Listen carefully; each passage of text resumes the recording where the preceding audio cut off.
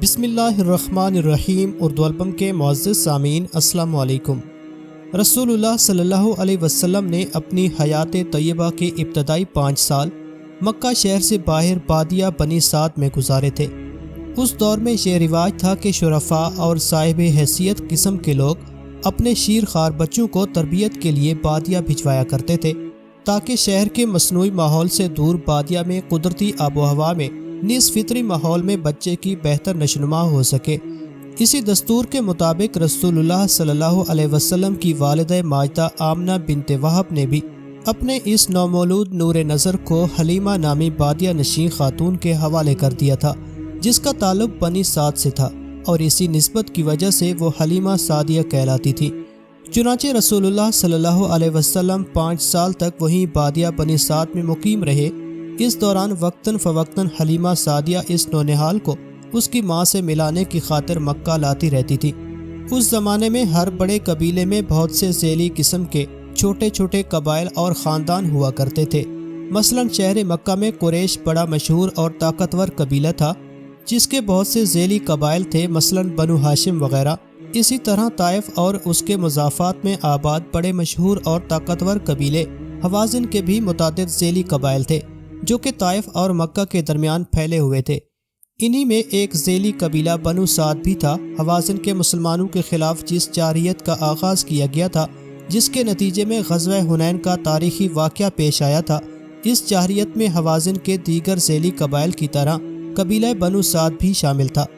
غزوہ حنین سے فراغت کے بعد اسی غزوے سے متعلق چھوٹے بڑے بہت سے انتظامی قسم کے معاملات نمٹانے کی غرض سے رسول اللہ صلی اللہ علیہ وسلم اپنے لشکر سمیت چند دن اسی جگہ مقیم رہے۔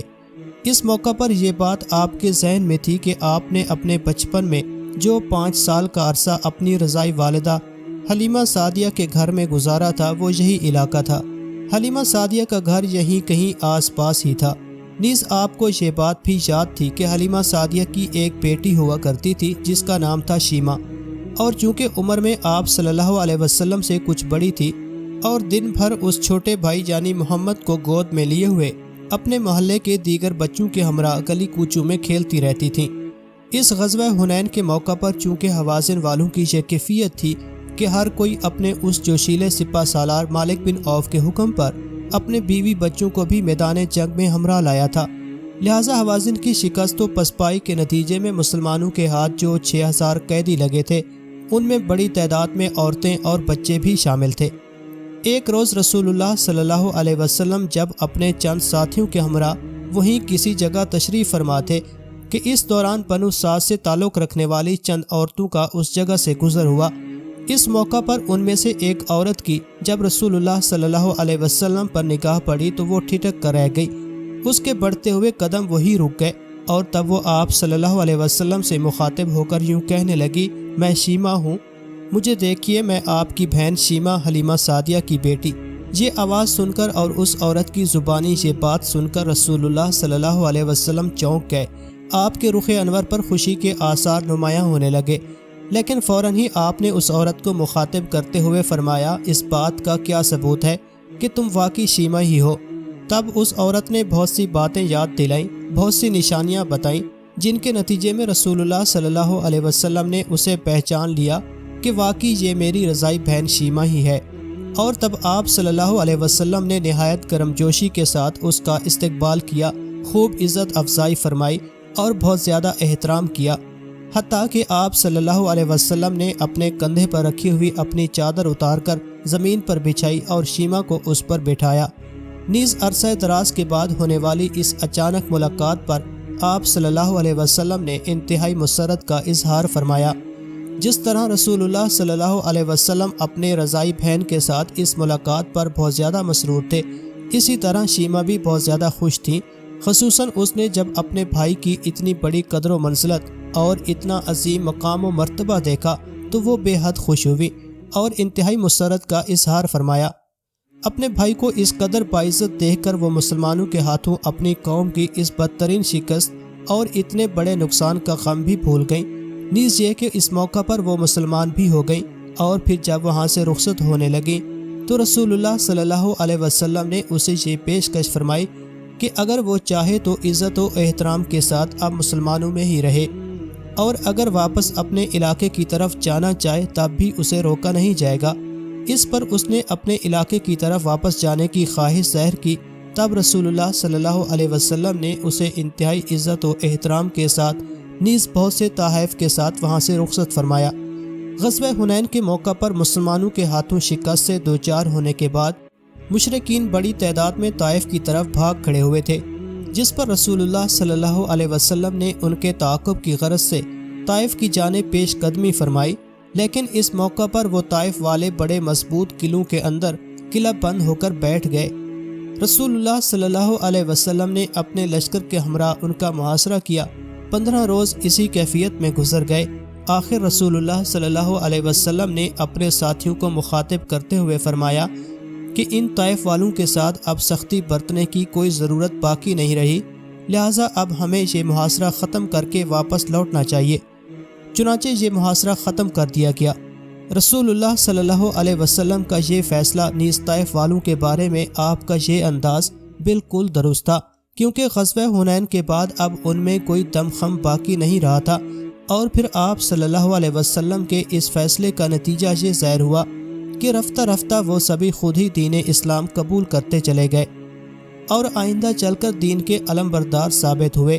طائف کا محاصرہ ختم کرنے کے بعد رسول اللہ صلی اللہ علیہ وسلم نے اب واپسی کا فیصلہ فرمایا۔ واپسی کے سفر کے دوران جب آپ صلی اللہ علیہ وسلم اپنے لشکر سمیت مکہ کے قریب جورانہ نامی مقام پر پہنچے تو عمرے کی نیت سے وہاں احرام باندھا، اور مکہ مکرمہ پہنچ کر آپ صلی اللہ علیہ وسلم نے اپنے جانثار ساتھیوں کے ہمراہ عمرہ ادا کیا، اور پھر وہاں سے مدینے کی جانب واپسی کے سفر کا آغاز فرمایا۔ اس موقع پر آپ نے عتاب بن السید نامی ایک نوجوان کو امیر مکہ مقرر فرمایا۔ نیز اس موقع پر آپ نے سرکاری بیت المال سے ان کے لیے یومیہ 1 درہم وظیفہ بھی مقرر فرمایا، تاکہ وہ کسی کے دست نگر اور محتاج نہ رہے، اور یوں ذہنی سکون اور خوب دل جمی کے ساتھ اپنے فرائض منصبی ادا کر سکے۔ جبکہ اسی موقع پر آپ نے فتح مکہ کے نتیجے میں اب وہاں نو مسلموں کی بڑی تعداد کے پیش نظر ان کی دینی تعلیم و تربیت کی غرض سے اپنے جلیل القدر انصاری صحابی حضرت معاذ بن جبل رضی اللہ تعالیٰ عنہ کو وہاں بطور معلم مقرر فرمایا، اور پھر رسول اللہ صلی اللہ علیہ وسلم اپنے جانثار ساتھیوں کے ہمراہ مکہ سے واپس مدینے کی جانب روانہ ہو گئے۔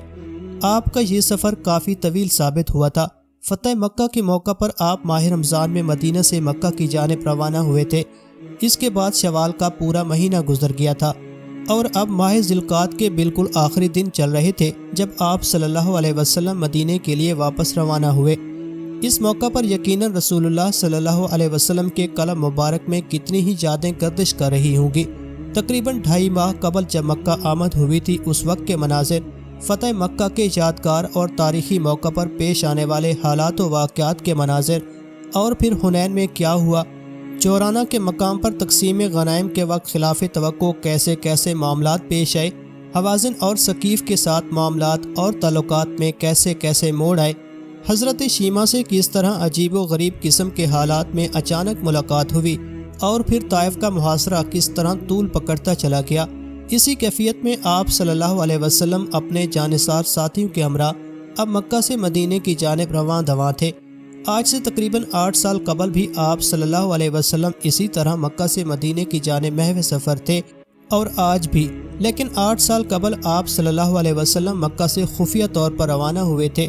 دشمنوں اور تعاقب کرنے والوں کی عقابی نگاہوں سے بچتے بچاتے اور چھپتے چھپاتے۔ اس وقت آپ صلی اللہ علیہ وسلم مدینے کی جانب رواں دواں تھے پناہ کی تلاش میں، لیکن اب 8 سال بعد صورتحال یکسر مختلف تھی۔